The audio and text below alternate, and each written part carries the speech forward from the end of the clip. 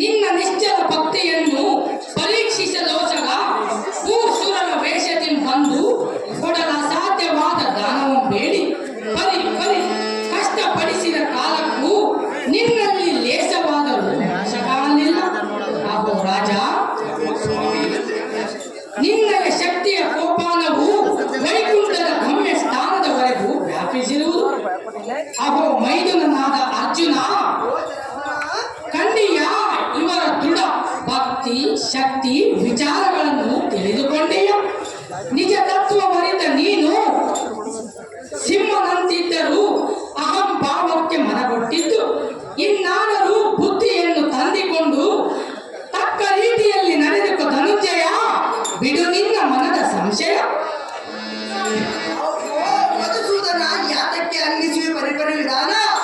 ನಿನ್ನ ಭಕ್ತರ ಮುಕ್ತಿಯ ಕರದೊಳು ಒಂದು ಪದಕದಂತಿರುವ ನಿನ್ನ ಮಾಯಾ ಲೀಲೆಯ ಮನಗೊಂಡ ಮೇಲೆ ಮನನವಾಗುವುದಾಗಲಿ, ಮಾತಿನಿಂದ ಮನನವಾಗಲಿ.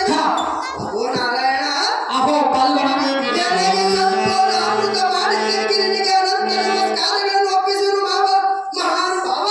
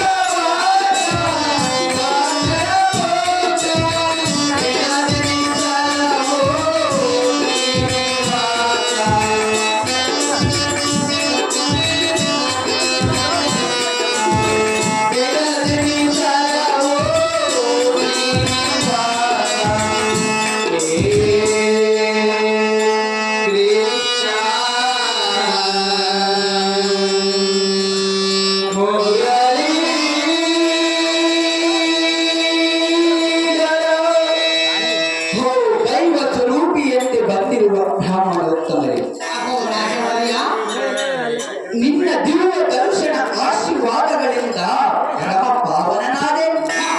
ನೀನೇ ಮಾರು ವೇಷದಲ್ಲಿ ಅಪೇಕ್ಷಿಸಿ ಎನ್ನ ಶರೀರವನ್ನು ಕತ್ತೊಯ್ಯಿಸಿದೆ. ದೇವ, ನಾಟಕ ಸೂತ್ರಧಾರನೂ ನೀನು. ನಿನ್ನ ಅನಂತ ಮಹಿಮೆಯನ್ನು ಯಾರು ಅರಿಯರು ದೇವ? ನಾರಾಯಣ, ಇನ್ನು ಎನ್ನ ಪೂರ್ಣ ಪಕ್ಷೆಯಲ್ಲಿ ಕೊರತೆಯೇ ಇಲ್ಲ. ಇನ್ನು ನನ್ನದೊಂದೇ ಆಸೆ, ನನ್ನನ್ನು ನಿನ್ನಲ್ಲಿಗೆ ಸೇರಿಸಿಕೋ ದೇವ ಮಹಾನುಭಾವ. ಅಹೋ ಮಯೂರಧ್ವಜ ಮಹಾರಾಜ, ಭಕ್ತರ ಇಷ್ಟಾರ್ಥಗಳನ್ನು ಈಡೇರಿಸಕ್ಕೆ ನಾನು ಬದ್ಧನಾಗಿರುವೆನು. ಅಹೋ ರಾಜ, ಇನ್ನು ನೀನು ಕೆಲವು ಕಾಲ ರಾಜ್ಯವನ್ನಾಳಿದ ಮೇಲೆ ನಿಮ್ಮ ಕೋರಿಕೆಯನ್ನು ಪೂರ್ತಿಗೊಳಿಸುವೆನು. ಅಮ್ಮ ಕುಮದ್ವತಿ,